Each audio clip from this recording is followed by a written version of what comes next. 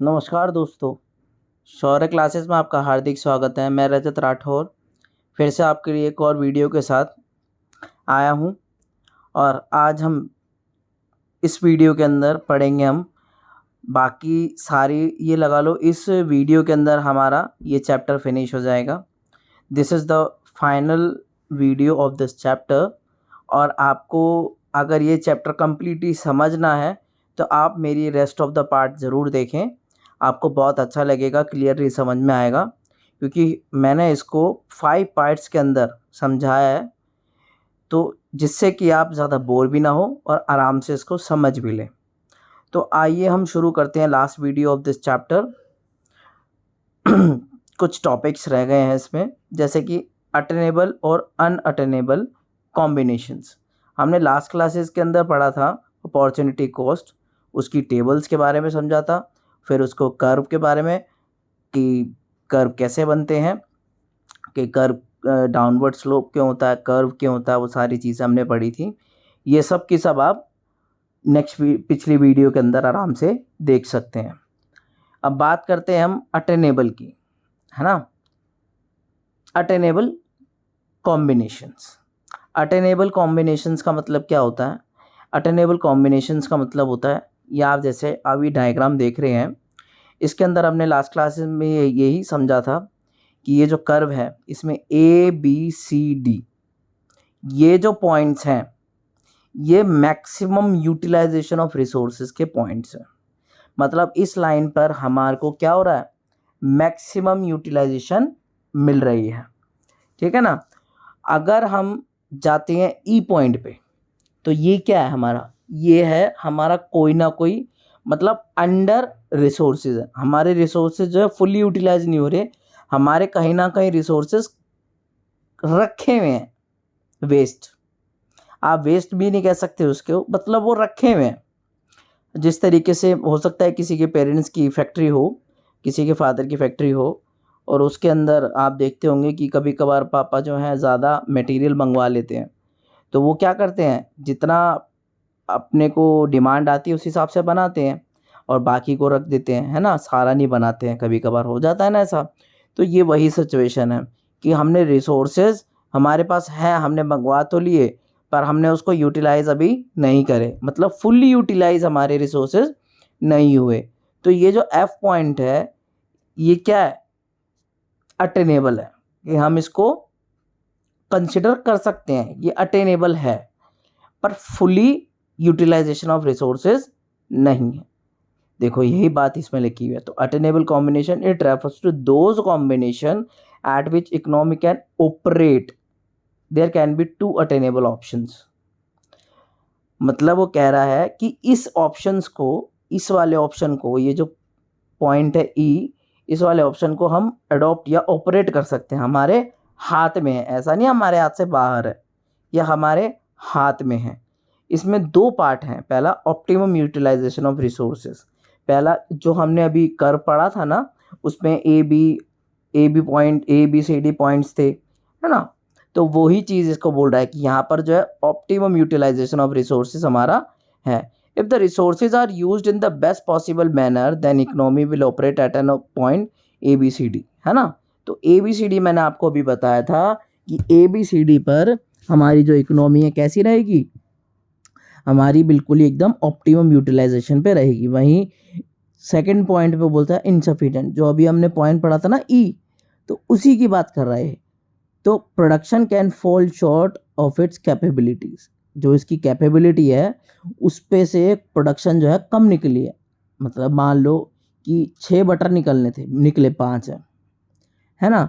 If there is a wastage और an inefficient utilisation of resources then economy will operate at any point inside the, वो कहना चाह रहा है इसमें कि अगर हमने वेस्ट गलती से ज़्यादा निकाल दिया, हमने प्रॉपर यूटिलाइजेशन नहीं करा रिसोर्स का, हमने तरीके से यूटिलाइज नहीं करा रिसोर्सेस का, तो हो सकता है हमारी प्रोडक्शन पे प्रॉब्लम आ जाए। जितना हम सोच रहे थे या जितना प्रोडक्शन रेगुलर चलती है उतनी प्रोडक्शन ना हो पाए, तो अब ये सिचुएशन बन सकती है। कभी कभार हम जैसे बहुतों की फैक्ट्री में जनरली भी देखते होंगे कि हो जाता है ना, कभी कभार कुछ प्रॉब्लम, कभी कुछ प्रॉब्लम, तो इसकी वजह से थोड़ी सी प्रोडक्शन हैम्पर करती है। तो वही सिचुएशन यहाँ ये बोल रहा है। ये हर बारी नहीं, कभी कभी की सिचुएशन बनती है। दूसरा पॉइंट आता है अनअटेनेबल कॉम्बिनेशन। अनअटेनेबल कॉम्बिनेशन जो आप ये पॉइंट देख रहे हो एफ, इसका मतलब क्या होता है, ये डायग्राम से बिल्कुल आउट ऑफ द बॉक्स है। दैट मीन्स हमारे पास इतने रिसोर्सेज ही नहीं है कि हम इसको इतना तक ले जा सके, क्योंकि ए बी सी डी ये ऐसे पॉइंट है जहाँ पर हमारे को फुल्ली यूटिलाइजेशन ऑफ रिसोर्सेज हो रहा है। फुल्ली मतलब कंप्लीटली, इसके अलावा कुछ हमारे पास एक चवन्नी नहीं बच रही, एक कण जो होता है ना वो भी नहीं बच रहा। तो ये ई जो पॉइंट है, ये जो एफ पॉइंट है, ये एफ पॉइंट कैसा है, ये वही पॉइंट है, अनअटेनेबल, पॉसिबल ही नहीं है। तो यही बात इसमें कह रहा है, with the given amount of available resources it is impossible for the economy, ये जो है प्रोडक्शन, ये इम्पॉसिबल है, produce any combination more than the given possible combination. ये जो हमारे पास ए बी सी डी जो कॉम्बिनेशंस है, इसके ऊपर जाने का तो सवाल ही नहीं उठता। तो that is an economic can never operate at any point outside the PVF. Economy हमारी, एक बात बताओ, जिस तरीके से मैं भी करंट में बात करूं पाकिस्तान की या श्रीलंका की, वो क्या है इस टाइम बहुत बड़ी इकोनॉमिक क्राइसिस में चल रहे हैं। क्यों चल रहे हैं? क्योंकि उनके पास डिमांड बहुत ज़्यादा है कि हमको पेट्रोल चाहिए, ये चाहिए, वो चाहिए, पर उनके बहुत सारी चीज़ें उनके पास इंपोर्ट भी होती हैं, तो उसके लिए चाहिए मनी, और उन्हीं की करेंसी में जो वो डिमांड करें है ना, तो वो उनके पास है नहीं। तो ये क्या होगी, ये प्रॉब्लम, ये हमारे पास जो है हम वही तो देख सकते हैं। अब जब उनके पास वो करेंसी ही नहीं है तो वो पॉसिबल ही नहीं है ले सकते, जितना उनके पास है वो यूटिलाइज करें, है ना। तो वही चीज़ है, तो भाई हमारे पास जितना यूटिलाइजेशन के लिए था हमने यूज़ कर लिया, अब उसके अलावा जब हमारे पास बचा ही नहीं है तो हम कैसे यूज़ कर सकते हैं। तो वही बात ये यहाँ पर कह रहा है। एक प्रश्न आता है यहाँ पर कि can PPF B a straight line, क्या जो हम कर्व जो ये कॉन्वेक्स कर्व है, क्या ये कर्व जो है ये स्ट्रेट बन सकता है? और ये बन सकता है तो कब बन सकता है? देखो, पॉसिबल है, बन सकता है, बनने को तो कुछ भी बना सकते हो आप, पर इसके लिए शर्त ये है कि जो हमारा मार्जिनल जो रेट है, जो हमारा एमआरटी हमने निकाला था, ये हमारा होना चाहिए कैसा, कांस्टेंट होना चाहिए। मतलब कि that is same amount of commodity sacrifice to gain an additional unit of another commodity. जितना हम उसको सेक्रीफाइस कर रहे हैं उतना ही हम गेन करेंगे। अभी हमने जैसे शेड्यूल के अंदर क्या पढ़ा था कि बटर जो है ज़्यादा, एक बटर को बनाने के लिए हमें कितना कितना सेक्रीफाइस करना पड़ा था, 4 यूनिट, 3 यूनिट, 5 यूनिट, है ना, हर स्टेप के अंदर बढ़ रहा था। तो वही चीज़ ये कह रहा है कि हमें दोनों इक्वल लेके चलने पड़ेंगे तभी ये स्ट्रेट लाइन होगा। तो यही चीज़ यहाँ पर ही लिखा हुआ कह रहा है, PPF can be a straight line if we assume that MRT is constant, that is same amount of commodity it is sacrificed to gain an additional unit of another commodity. So it is possible only when we assume that all the resources are equally efficient in production of all goods. तो in such case PPF will be a straight line. Clear? देखो, आपको किसी भी तरीके की कोई problem होती है ना, तो you can ask me on the comment section so that I can reply as per your comment, है ना। तो जैसे कि आप ये कर्व में देख रहे हैं कि हम ये जो कर्विंग, एक है जिसमें कर्व है, एक है जिसमें कर्व नहीं है। तो ये कभी तभी पॉसिबल होता है जब एमआरटी हमारा कैसा हो, इक्वली हो। जितना हम बढ़ा रहे हो प्रोडक्शन को, एक को कम कर रहे हो उतनी दूसरा बढ़ रही हो, तो वही चीज़ में ये पॉसिबल है। दूसरा प्रश्न ये पूछता है कि can PPF be convex to the origin, क्या पीपीएफ कॉन्वेक्स हो सकता है? तो PPF can be convex to the origin if MRT is decreasing. देखो, अभी हमने पढ़ा था जो हमारा नॉर्मल है वो कॉनकेव है, पर अब ये पूछ रहा है ये कॉन्वेक्स हो सकता है। तो ये हो सकता है सर, हो सकता तो सब चीज़ सकती है, पर हमारे को कुछ चेंजेस करने पड़ेंगे। जैसे कि PPF can be convex to the origin if MRT is decreasing. कब हो सकता है? जब एमआरटी डिक्रीज हो। तो that is less and less unit of a commodity are sacrifice to gain an additional unit of another commodity.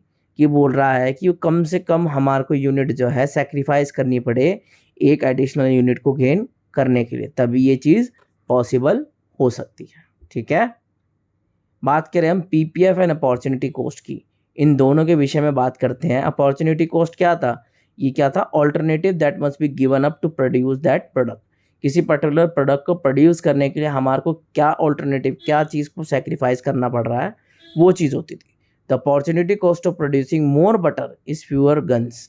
हमें एक butter को ऐड करने के लिए हमें बहुत सारे गन्स को सेक्रीफाइस करना पड़ता था। जैसे कि आप इसके अंदर देख सकते हैं कि हमने ई से एफ पे जाने के लिए हमने एक बटर को गेन करने के लिए हमारे को 5 गन्स को सेक्रीफाइस करना पड़ा। कितना, तो ये क्या है, अपॉर्चुनिटी कॉस्ट को दर्शा रही कि हमारे 5 अपॉर्चुनिटी कॉस्ट जो है उसको सेक्रीफाइस करना पड़ा to gain an additional unit of 1 guns.